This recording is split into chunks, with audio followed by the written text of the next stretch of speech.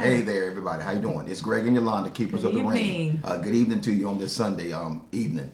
We do pray and hope that everybody is doing well. Look, it is time for us to go ahead on and impact and impart um, some more nuggets to those of you that will watch. Listen, our Keepers of the Ring, it is intended to empower and strengthen marriages, okay? But we always focus on those that are engaged or seriously dating. If you happen to subscribe and you do become a follower of Keepers of the Ring, the information that we're presenting will be specifically, we will be specific when we're talking about issues that relate to, pertaining to married couple.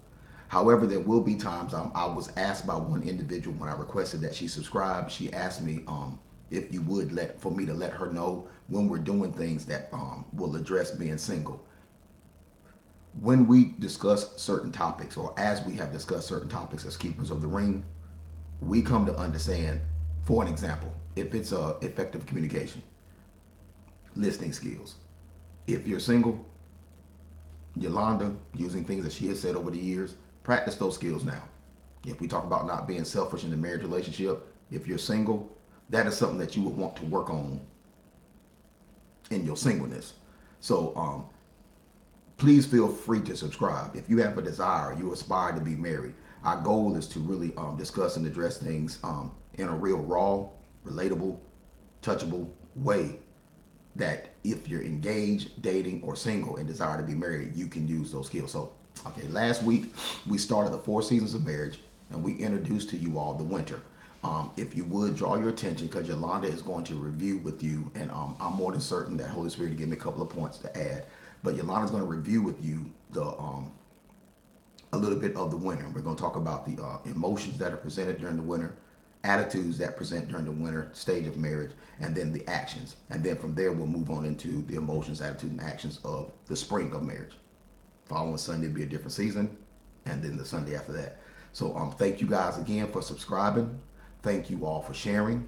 Thank you all for coming on. Before we begin, I yield the microphone to Sweetie, to Yolanda, if there's anything that you would desire to say, So Sweetie. no, I'm fine. So let's Okay. go ahead and get started. All right. So we're gonna go with again the summary or review of last week, which was winter. Understanding that the winter is the season of marriage created not by the difficulties of the life, but the manner in which a couple responds to those difficulties. So we addressed that it's life will happen, events will happen, but the winter season is how you choose to respond to the difficulties of life. What do the emotions look like during the winter season? Hold on, sweetheart. Now, before you move on into the winter, it's not just how you seasons of marriage created by the difficulties of life are just that they happen. How the husband and wife choose to react and respond to those difficulties will demonstrate how you maneuver through the various seasons of life. The difficulties may be different or may present different per the various seasons of your life. If I may insert here, understand, as we've taught it before, your marriage may be in a season, but the individuals that make up the union, they also may be in a season that's different from each other. So you want to be aware, my wife may be in spring and I may be in winter. So we want to be mature enough and sensitive enough to understand the particular season that the spouse is in. Because the emotions and attitudes that we read to you about that's presented for the season of the marriage, if you keep in mind that my wife is getting ready to read winter, pay attention to what she reads, and then as you're paying attention to it, draw the conclusion that I'm in winter. Listen to what As or an how I look as individual. an individual. I'm in winter. Listen to what she says my emotions sound like or could look like. So your emotions during the winter season could look like hurt, anger, disappointment, loneliness, and feeling rejected. Those are your emotions. The attitudes that you may see displayed is negativity, discouragement, frustration, and hopelessness. Certain actions that you may see may be destructive, speaking harshly, not speaking at all, withdrawal, and violent acts. The climate of a relationship during the winter is detached, cold, harsh, bitter. In the winter season of marriage, couples are unwilling to negotiate differences. Conversations turn to arguments or spouses withdraw in silence. There is no sense of togetherness. The marriage is like two people living in two separate igloos. There is a positive side to winter. The marriage may appear beyond hope, but don't give up. Often couples are desperate enough to seek help for healing, and God can use marital winters for good. Romans 8:28 and 29 would be a good reference there. If the word is true, which we believe it to be so, and the word is our basis, the word is our foundation for Yolanda and I, the word is our foundation, then we know all things work together for the good to those who love God and who are called according to his purpose. When it is winter of your marriage, when you see the winter presentation of your marriage, where there's coldness, where there's harshness, where there's a disdainment, is that a proper way to say it, Yolanda? Okay, toward each other. One would think, okay, it's over. The relationship is over. We're done. This is it. I have nothing else. And please understand, the seasons of marriage do not last like the seasons Right. in a year. Within the year, right. Okay, throughout the year. That doesn't work that way. So you think everything is, this is it, I'm done. The positive of winter is this. It can push the couple to seeking help. YouTube, may I please, and to other social media sites that will see this, may I please express and stress to you this, especially to the Christian community, to couples who confess Christ, to couples who say they believe. One of the things that Yolanda and I observed over the years, or have discussed over the years, and may have observed different ways, is the secrecy of the sin, of the struggle, of the challenge. The difficulty. Of the difficulty. The difficulty that life brought about. A husband and wife being married, the day-to-day rigors, the up and the down. And since you brought up made it clear that and within our relationship, I may be in a season and he's in a different season. And if we do not deal and recognize the season that I'm in and discuss that with you, if I'm in a fall season and we were in a spring season as a couple, we haven't gotten there yet, but my fall season, if I don't know how to deal and express where I am, it could cause us to go into a season if we do not be open and honest and transparent with where we are as individuals. And what I'd like to add is this, and you don't set out first, listen to me, and this is where a lot of professionals may disagree with Apostle Greg Farmer. You don't set out to become aware of where you are seasonal wise as the individual in the couple for you to communicate it to your spouse first. Right. First, you become aware, situationally aware, sensitive yourself, presenting your body as a living sacrifice. You recognize something is different. You recognize something is wrong. Because what I've come to understand, and I'm sure Sweetie will attest, what I've come to understand, I was first aware of what was going on in me before I even got to the place where I could communicate it clearly to her what was going on. Right. What I found myself doing when I became consistent or repetitive on thinking a certain kind of way, having certain emotions when she done something, displaying those emotions, having attitudes when she did a particular thing. I saw them. I saw what I was doing, but I chose to not address it naturally or spiritually. When I say naturally, I mean to myself first. To thine own self, be true. Right. Be honest with yourself. Right. This is where I am. This is what I'm feeling. When Yolanda done this, I got angry as hell. I got mad. I got upset. No, I know that we hold positions in the church. We're over this department in the church. But when Yolanda done this, hell ignited in me. For some reason, I exploded. There was a cold or distant. There was I was irritated. There was this attitude of irritation. My action, I spoke harshly. And it was repetitive, and I didn't know why I'd done it.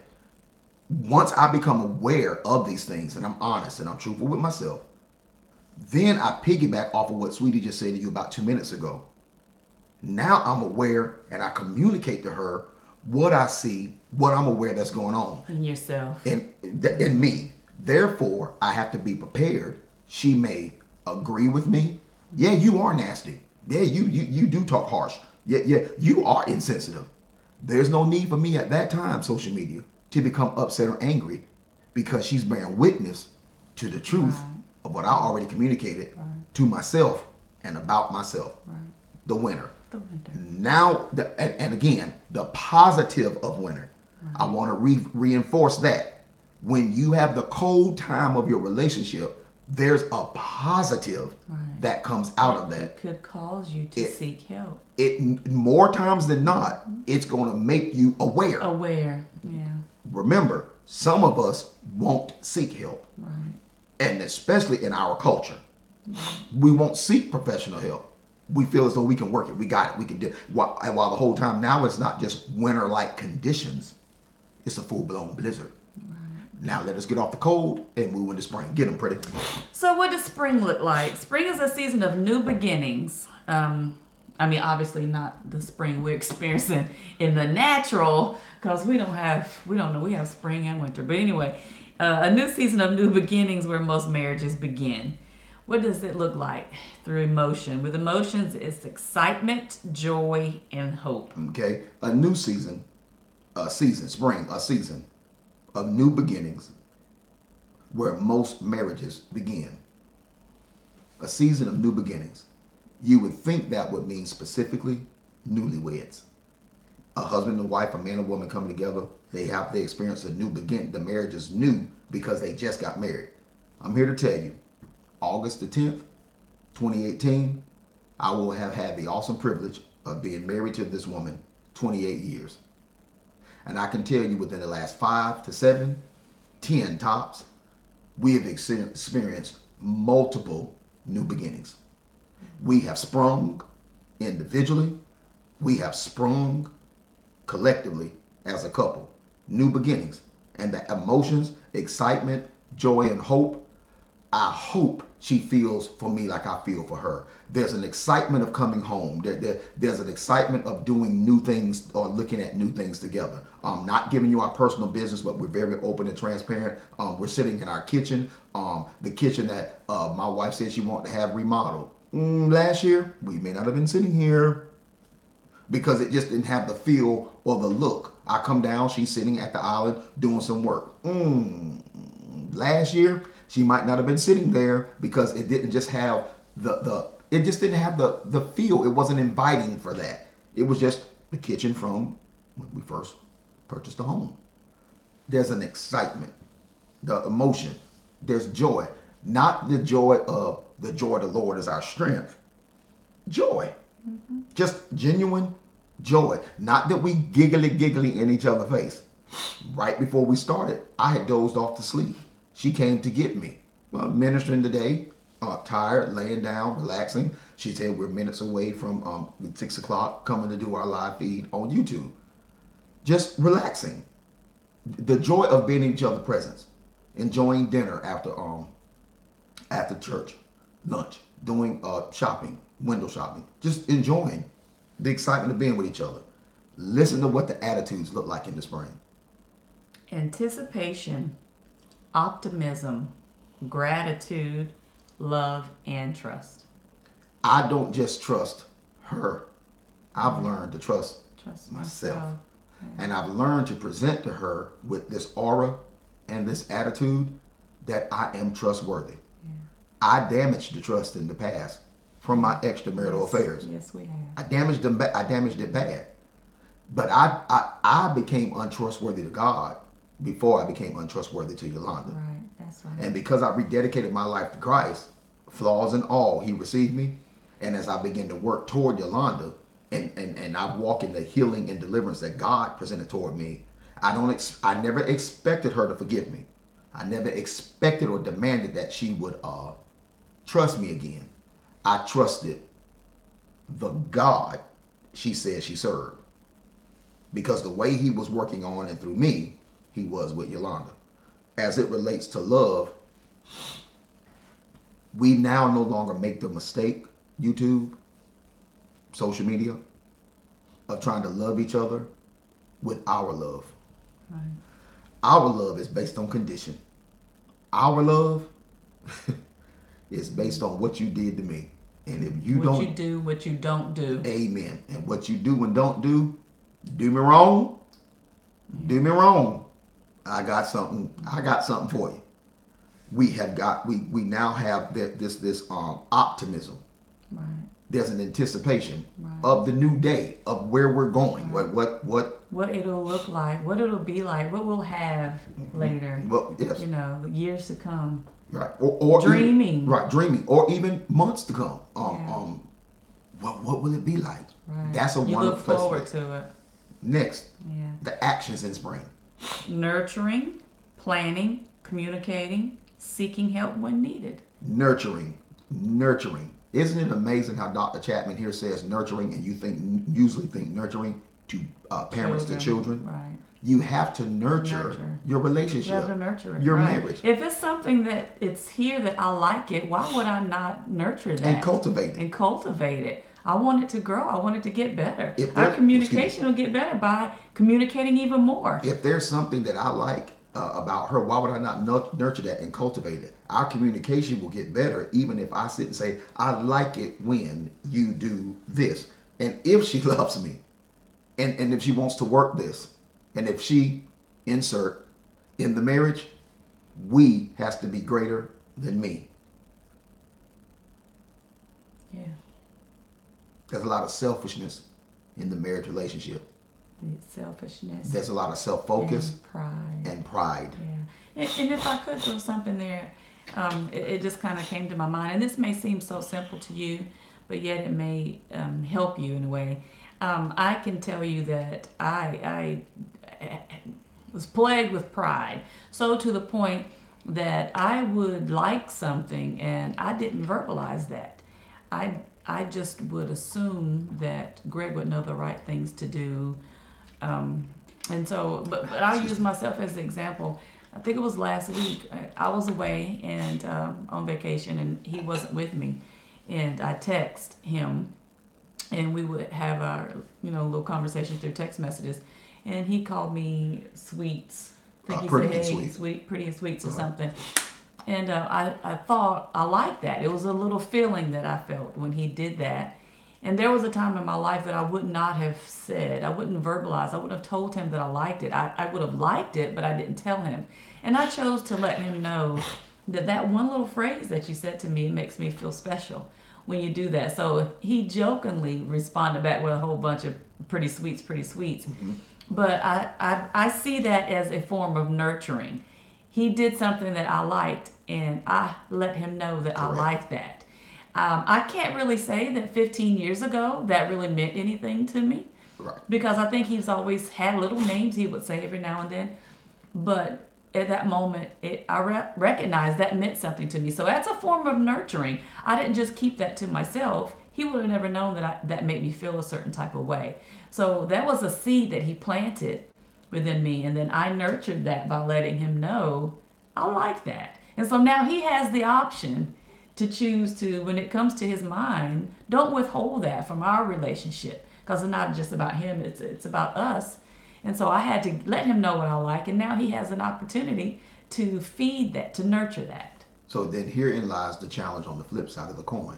Husband and wives, just as she gave you a wonderful example of how she was how something that she nurtured because of an act that I had done that was positive, that made her feel some kind of way, and she didn't know if 15 years ago that would have meant that to her, made her feel that way.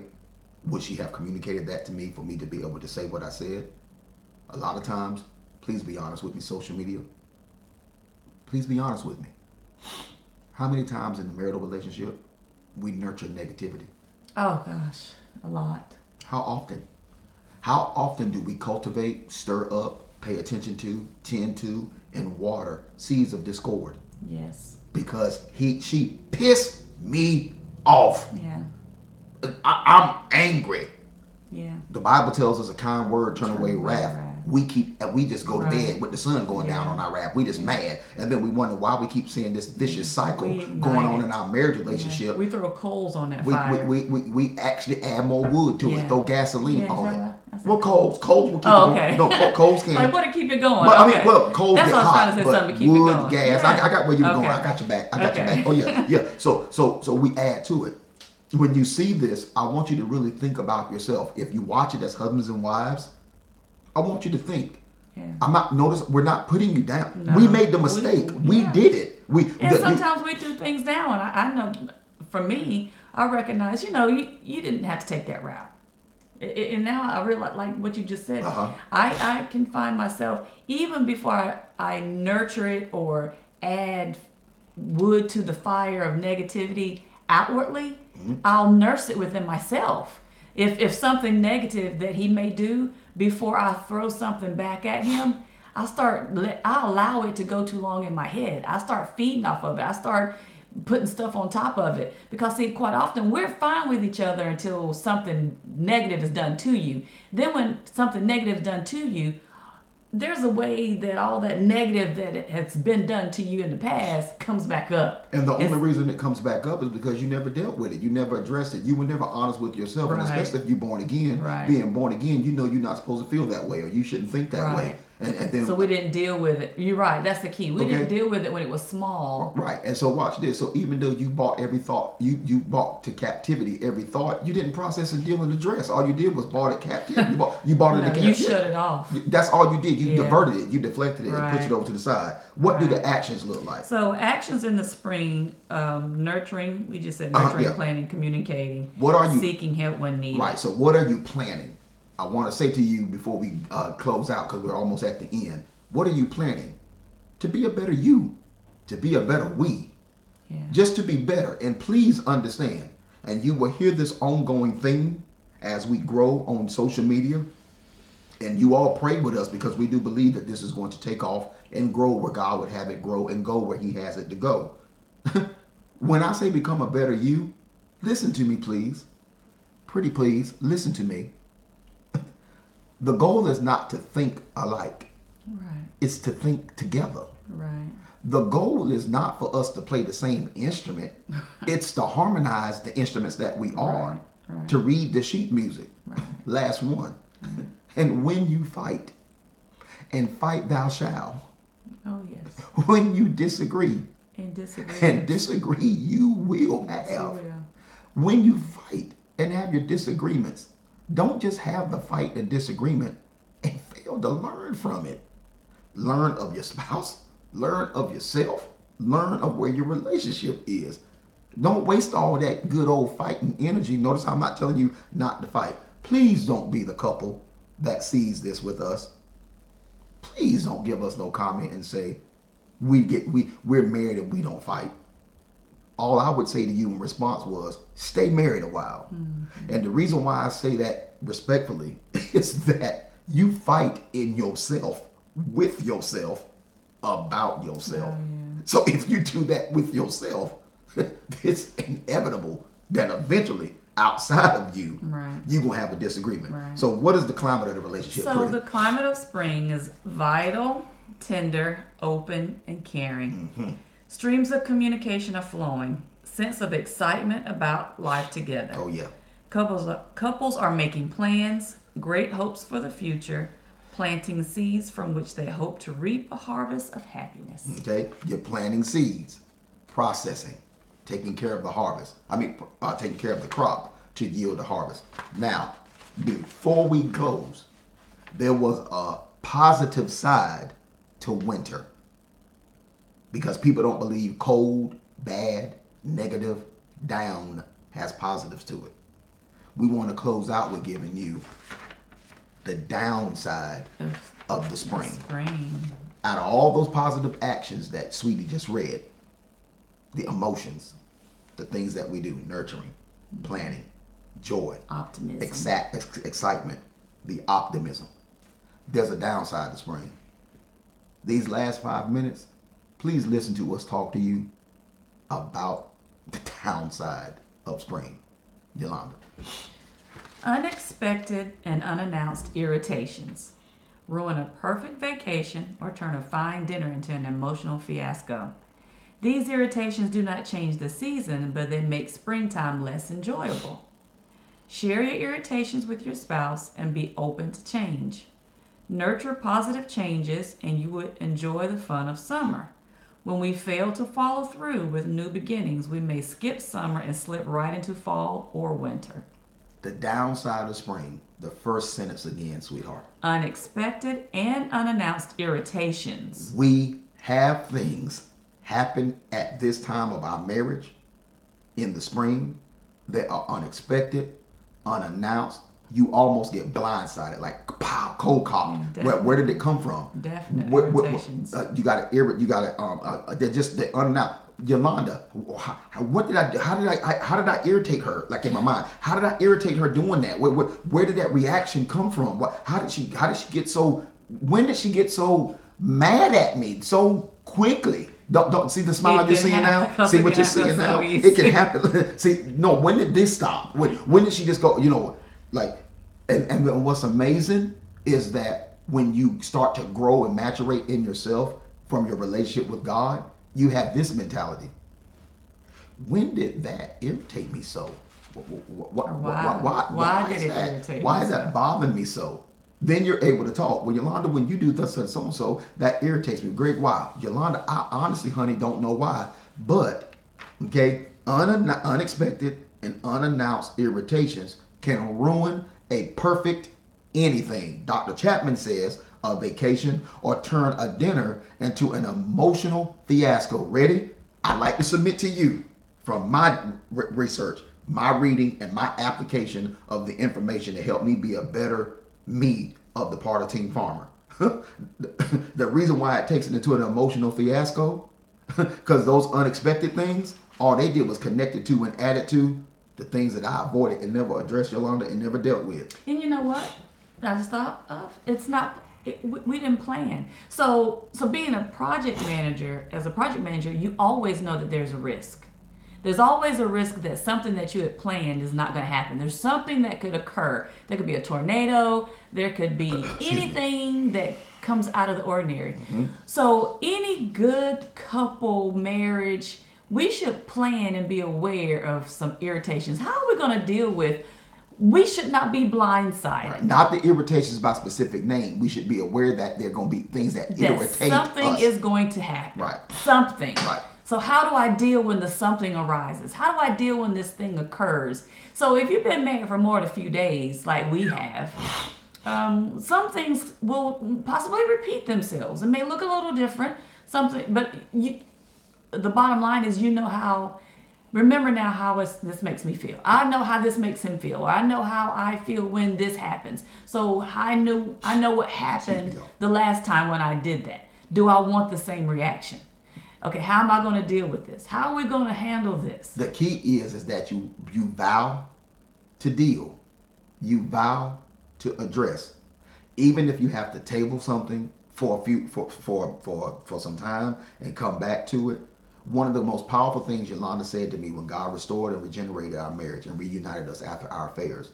My wife said to me, one of the things that hurt her the most, and this is the way I heard it. So I'm not quoting it. It's the way it pricked my spirit. One of the most hurtful things you've done to me, Greg, was you abandoned me in the ring. For as long as we had been married, there was nothing that we faced that I never felt we would face together. I felt, and I believe I heard her say the words, I felt abandoned in the ring. You guys, that statement, there were many other things that caused me to awaken, but that phrase, the abandonment, said to me, she felt alone, but it also said to me, she was needing me when I thought she did not. So how do we prepare? How do we be proactive? Did you say tornado from a PMP standpoint as a product man? You say you got to be prepared. There could be like a tornado. Right. So you have a contingency plan. We know that there's unknown unknowns. You have so the problem is you don't want to try to know what the unknown is. Right. You know that they can come. So how was Keepers of the Ring setting out to help you all with these contingency plans to address these possible barriers so that when they do present themselves, you're not being in reactive mode, but you're being in proactive mode. Right. We've just shown you. We've just said it. You're being honest. No. You've prayed. You're asking for God to protect your marriage. But then you're being practical. What's the practicalness, Apostle Greg? I'm glad you asked.